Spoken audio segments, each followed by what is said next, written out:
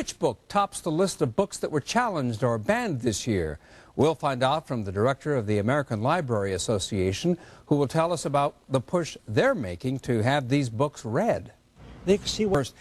Every year, books in the United States and around the world are challenged, and some are banned from libraries and bookstores. The American Library Association releases a list and hosts an annual event promoting those books. This Saturday kicks off Banned Book Week with the theme, Treasure Your Freedom to Read. And joining us now is Judith Krug. She is director of the American Library Association's Office for Intellectual Freedom. Is that the name of it? Correct. All right. Well, welcome to Chicago tonight. Good to have you here. Well, thank you. It's great to be here. First of all, how does a book make the list of banned books? Somebody out there, a parent, a school administrator, just a person, can walk into a library or a bookstore, pick up a book, look at it, hopefully read it, and say, I don't like this book, and I'm going to file an official complaint about it. And that means that they file a written complaint. And if we learn about it, then it goes on our list. The problem is, while we learn about hundreds of these every year, for every one that we learn about, my rule of thumb is that there are 4 to 5 that we don't learn about. So we're not talking about the 546 challenges that we had last year. We're talking about thousands. So when these complaints are filed, they're not filed directly with you. They're filed with are they filed with school libraries or public libraries? All of the above. It depends on where the incident occurs. If it occurs in a branch of a public library, that's where the complaint is filed. If it occurs in a school, that's where it's filed. And then you find out about. We find out about it only if the news media does their job, or if the librarian or somebody directly involved in the issue calls us. And then we support them. We're a resource. We don't get directly involved. We would support the teacher, the administration, the librarian, whoever calls us, we lend our support to. All right, well, let's go to some of the books that have made the list. And this book is the top book on your list? For 2006, yes it is. And Tango Makes Three. Tell me what And Tango Makes Three. And why some people find it objectionable. Well, this book is based on a true story of 2 male penguins who adopted an abandoned egg. This occurred in the New York City Central Park Zoo. And they nurtured the egg, they hatched the egg, and then they raised the baby. And the problem is that with it is that many people think that it promotes homosexuality, and that if we read this book to children, because it is for children 4 to 8, then these children will believe that homosexuality is an appropriate way to grow up. And people are concerned about that.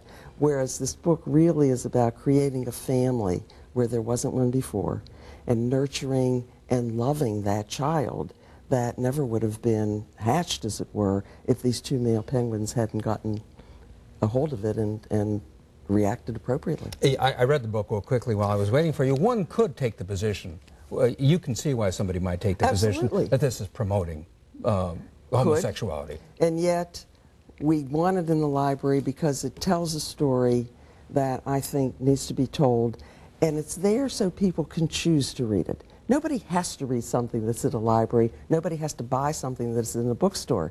But you have choice, and that's what this is all about. And if the book isn't there, you don't have an opportunity to choose to read it. But do parents have a choice when their kids get a book list of books that are required to be read in school, say? To a large extent they do, not always, because we are dealing with public education. But very often, a school will have a policy that says if a parent or a guardian or even a child disagrees with the material that he or she is required to read, that the school will make available a comparable piece of material.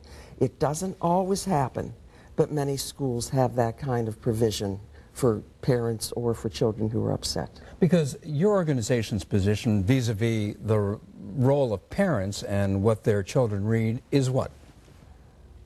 It's up to the parent as a general rule. But again, when you're dealing with public education, you also have to realize that public education deals with the public. So the class curriculum, the school curriculum, has to fulfill the educational needs of all the children in any given course of study, in any given grade. And sometimes the school administration decides that What is required is going to be required. Very often, they make accommodation, but not always. And that's where the rubber can hit the road sometimes. Exactly. Gotcha. Let's look at a couple of others. This one is called Gossip Girl. Gossip Girls is a coming-of-age story for teenage girls. It is very popular, and what more can you say? It is coming of age. Interestingly, on our top 10 list of last year, which is the one that we celebrate this year, many of the books are coming of age materials. Chris Crutcher's book, for instance, Athletic Shorts, talks about, Chris always writes about sports. And I don't think I have a copy with me of that. But he writes about sports stories. But many of his stories are about kids that try their very best, and their very best isn't good enough. That happens. It's part of growing up. It's part of living. I mean, even we as adults try our best, and very often, or at least sometimes, our best isn't good enough. And yet, when I hear you say coming of age, as a parent myself, I can, it might occur to me, well, coming of age often has a sexual component to it. That's right. And that's probably is that where it's some of it. It's some of it. I know Chris writes. I know that some of his stories are about very overweight children and how they accommodate their size.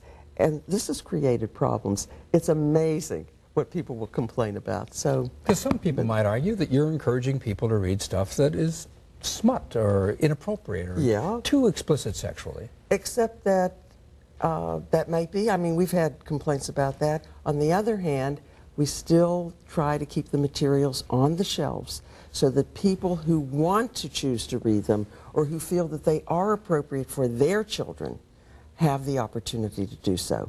It's all about choice. When it comes right down to it, it's all about choice. And quite honestly, I applaud parents, not only who know what their children are reading to the point where they can make that kind of decision, but I also applaud those people who say, look, I don't like this book.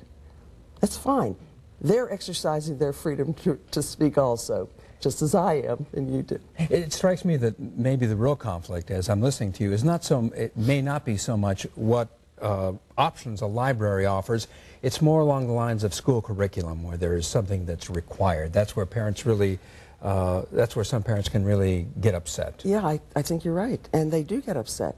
I don't have the figures at my fingertips or at my very easily accessible, but I know that of all the complaints that we get, 3/4, 75%, are for children and young people. So we are talking about a very small age range, and Tango Makes 3 is for very young children, but most of the others are for preteens and teens. I mean, the Beloved is in school. It's a Toni Morrison book.